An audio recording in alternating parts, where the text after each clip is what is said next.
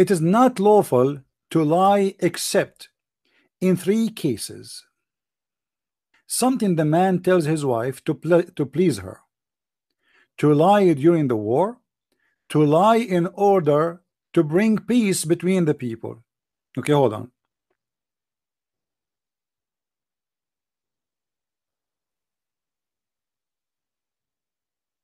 Let us analyze this.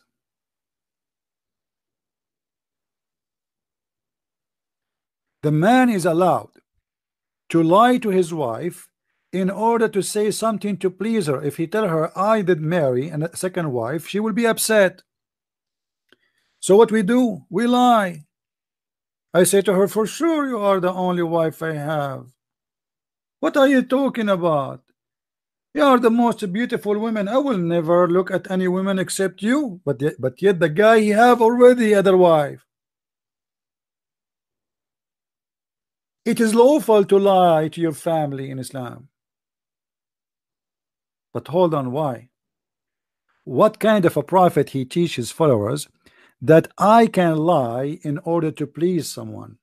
Is that an ethical thing? What about the woman lying to her husband? Is that an ethical thing? So if the wife now, she lied to her husband to please him, it is logical in Islam and it is ethical. So lies is exchange. It's a lifestyle in Islam. And the purpose is to please your partner. So we spend the day lying to each other. I lie to my wife lied to me, and supposedly that will make it a happy family. That is the devil teaching.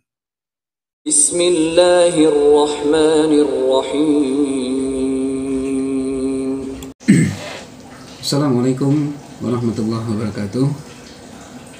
Salam sejahtera untuk kita semua, saudara-saudariku yang insya Allah pada kesempatan ini diberikan nikmat kesehatan, kesempatan dan keluangan waktu serta keberkahan di dalamnya. Pada kesempatan ini kita akan membahas tentang tudingan dari Christian Prince yang menyebutkan umat Islam diajarkan berbohong. Siapa sebenarnya teladan umat Islam? Tadi di video pendahuluan sudah disampaikan video yang menyebutkan bahwa umat Islam itu dibolehkan berbohong atas 3 hal. Videonya itu panjang, namun kita ambil aja sekilas satu dalil yang diambilnya. Video yang lainnya nanti kita bahas di lain waktu insyaallah. Ini yang menjadikan dasar ia menuduh bahwa umat Islam itu diajarkan berbohong, bertakiah sehingga bebas berbohong. Dari potongan video pendeknya aja tadi dia udah menafsirkan secara kontradiktif antara satu pernyataan dengan pernyataan yang lainnya. Ia membacakan hadis bahwa salah satunya ada 3 boleh berbohong, suami kepada istri, istri kepada suami dalam rangka untuk menyenangkan pasangannya. Yang kedua ke dalam keadaan perang, yang ketiga untuk mendamaikan. Tadi di video dia udah menyebutkan bahwa satu contohnya ketika dia menafsirkan bahwa sungguh tidak pantas ajaran yang membolehkan bohong untuk kepada pasangan. Ia menyebutkan tadi di hadis, dia juga ada bacakan tadi, untuk menyenangkan pasangan. Tapi dia mengambil contoh, kira-kira kalau ada suami berbohong tentang poligaminya, itu kira-kira menyenangkan istri atau tidak? Silahkan Anda jawab sendiri. Dan untuk poligami itu tentu lain babnya sendiri, nggak bisa masuk di situ. Itu yang pertama, kontradiksi yang disebutkannya. Dan berbohong dalam umat Islam itu termasuk dosa yang besar. bahwa dalam sebuah hadis, ini hadisnya panjang, silakan aja nanti kalau yang mau baca, kita buat timeline-nya aja nanti ya, atau di deskripsi, bahwa orang yang suka berbohong ketika meninggalnya, maka mulutnya itu akan ditusuk besi dan ia akan dibawa sampai ubuk, dan itu berulang terus sampai datang hari kiamat. Jadi dari dia meninggal sampai hari datang kiamat, itu terus kerjaan.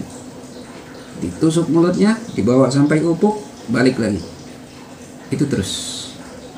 Ini baru di alam kubur setelah kematian. Belum ketika nanti di hari kebangkitan, belum lagi nanti ketika di neraka. Ini masih di alam kubur. Jadi bohong dalam umat Islam itu sangat berat hukumannya.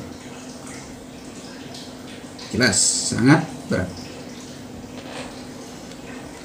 Jika Christian Prince mengambil hadis menyebutkan 3 hal yang dibolehkan berbohong yang disebutkan Nabi Shallallahu Alaihi Wasallam.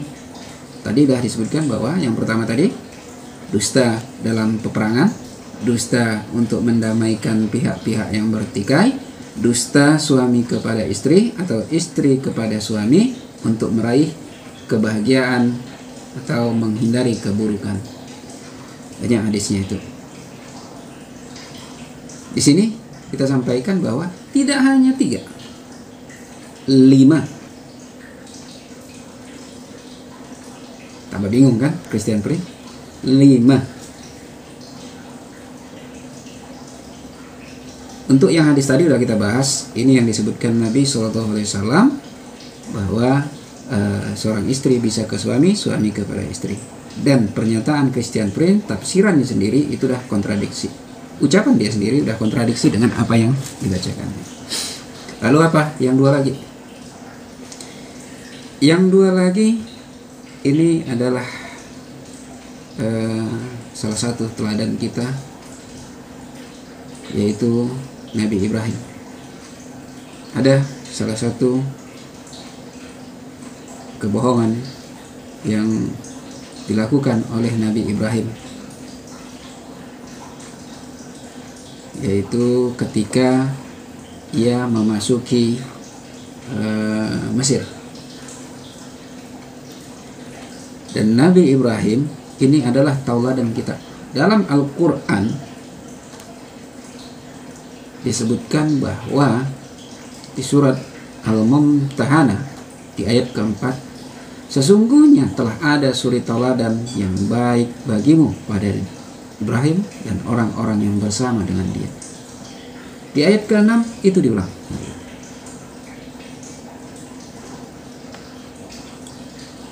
Jadi kita yang menteladani para nabi, rasul,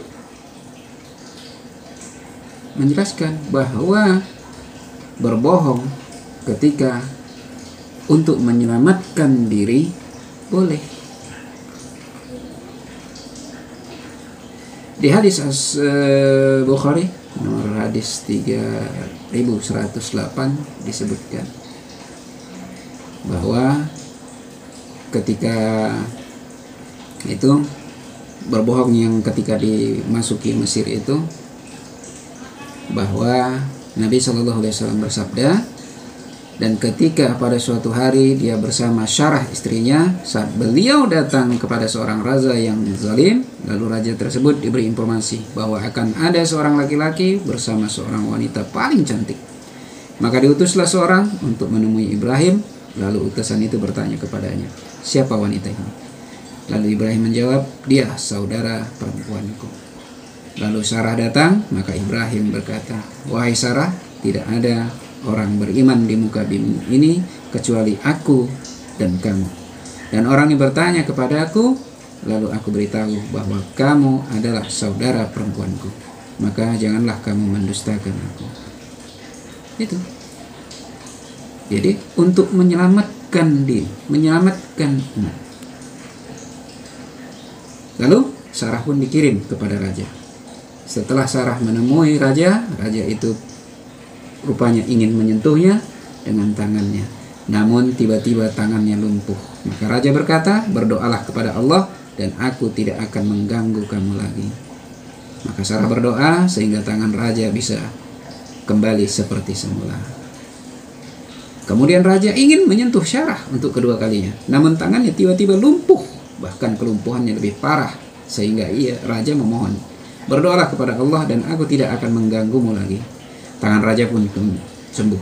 Kemudian ia memanggil para pembantunya, berkata, sungguh yang kalian bawa kepadaku ini bukan manusia, melainkan setan. Akhirnya Sarah dihadiahi Hajar sebagai pelayannya. Kemudian dia pulang, mendapatkan Ibrahim sedang sholat, dan dia memberi isyarat dengan tangannya. Inti pesannya, tunggu sebentar. Sarah berkata, Allah telah membalikkan tipu daya orang kafir ke tenggorokannya dan menyerahkan Hajar kepadaku sebagai pelayan. Ini kisah ketika Nabi Ibrahim. Dan ini juga ada dalam Alkitab, ada di kitab Kejadian. Silahkan, ada di pasal 12 sampai 11. Lengkap. Baru yang kelima, ketika orang dipaksa kafir. Di surat An-Nahl 106 disebutkan, barang siapa yang kafir kepada Allah setelah beriman, dia mendapat keburukan Allah, kecuali orang yang dipaksa kafir padahal hatinya tetap tenang dalam beriman. Akan tetapi orang yang melapangkan dadanya untuk kafiran, maka kemurkaan Allah menimpanya dan baginya azab yang besar. Ini yang terjadi pada diri sahabat, yaitu Ammar bin Yasir. Silakan, dia tetap tenang dalam hatinya sehingga dia tidak kafir. Tapi ingat, ini berbohong, dusta di sini untuk meraih kebahagiaan, menghindari keburukan, dan untuk keselamatan diri. Beda, bukan berarti umat Islam itu bebas berbohong, enggak. 5 hal yang dibolehkan berbohong di atas itu adalah kemudahan dalam Islam. Karena bohong itu untuk menyelamatkan, keselamatan diri jauh lebih besar. Dan Islam memberi kemudahan. Tapi beda ketika untuk bohong yang lain, sanksinya pun berat. Apalagi dalam masalah ajaran agama. Umat Islam tidak boleh menyembunyikan ajaran agamanya. Islam itu ajaran agama terbuka. Di Al-Baqarah 159 disebutkan, sesungguhnya orang yang menyembunyikan apa yang telah kami turunkan berupa keterangan-keterangan dan petunjuk setelah kami menerangkannya kepada manusia dalam Alkitab, mereka itu dilaknati Allah, dilaknati oleh semua makhluk yang dapat melaknat. Tuh, dilaknat Allah ditambah lagi laknat semua makhluk. Semua makhluk loh, bukan hanya manusia, semua makhluk melaknat orang yang menyembunyikan apa yang sudah Allah jelaskan. Itu jelas disebutkan. Di 174-nya pun enggak disebutkan. Banyak hadis ayat Al-Qur'an tentang hal ini.